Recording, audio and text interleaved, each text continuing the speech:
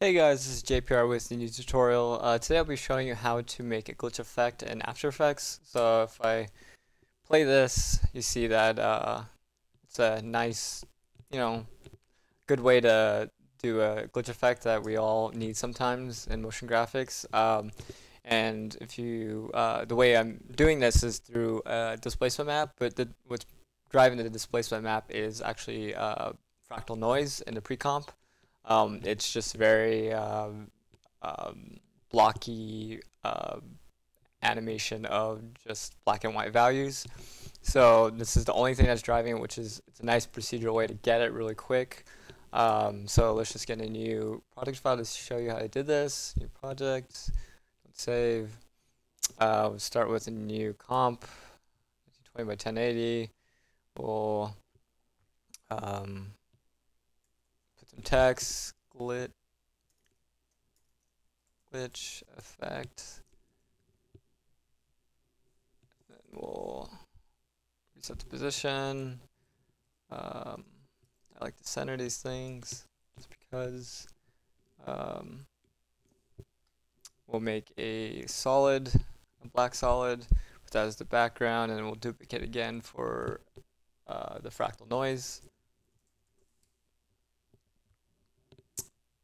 We'll put this to block, and then we'll pump the contrast a lot, I think 500 maybe, and then transform it so it's a very, very pixelated looking fractal. So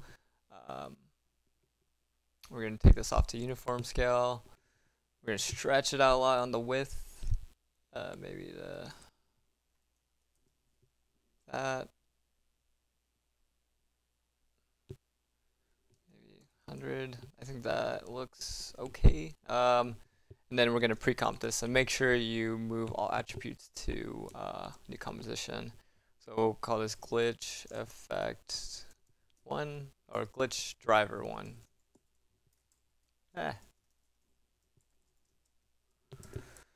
So if we go back into our main comp, we'll make an adjustment layer.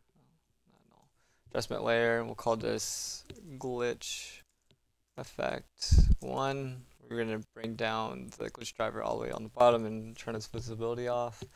We're going to get the displacement map, put it onto the glitch effect 1. We're going to reference the glitch driver.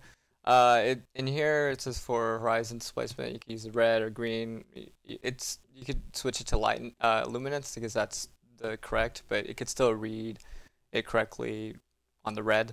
So it doesn't matter if it stays on the red or luminance, but if you want to be correct, that doesn't really matter. But so we see here that we could affect it as much as we want, displace it. What's really doing is looking at the black and white values and determining off that it will displacement. So the black, I believe, is the one that is moving it. So and the white keeps it in place, or maybe pushes it the other way. I'm not quite 100% sure.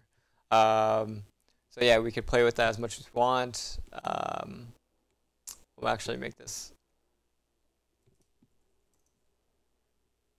I don't like doing the vertical too much.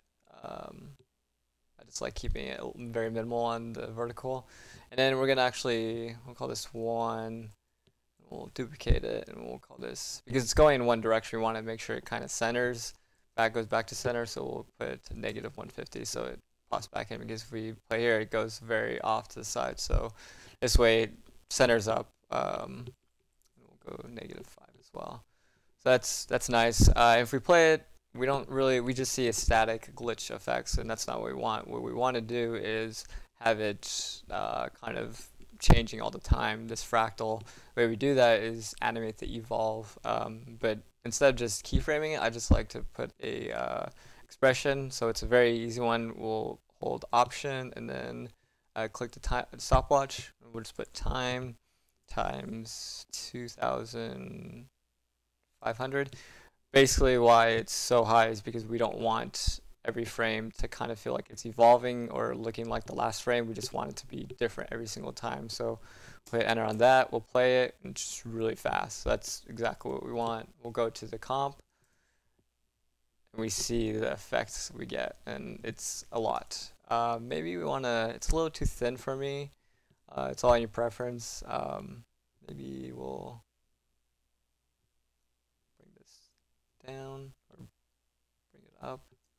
Maybe we just need to, oh, the complexity, you want to maybe bring it down? Yeah, so it's a lot more blocky.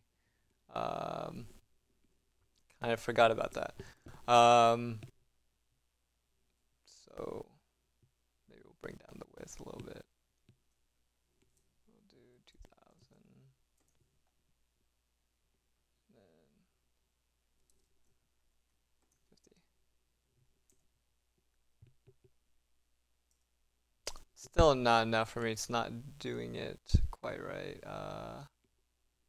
It's a lot of finessing sometimes to get the right glitch effect.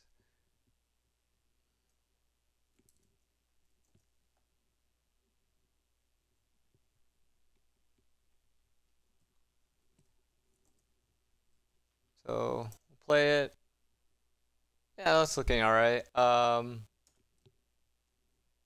Maybe a little bit more on the width. Do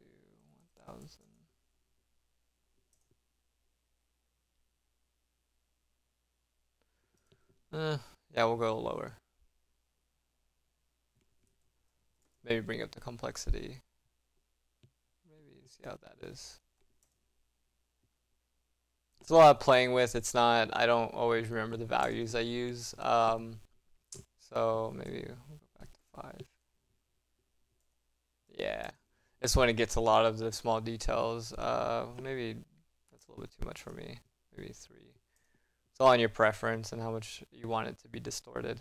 So we don't want this constantly going because we can't really read the text. So what we're going to do is the way to animate this on and off, we'll go to the brightness and at frame 15 in the middle, it will be at this max, and then we'll go 1, 2, 3, 4, 5, 6, 7, 8.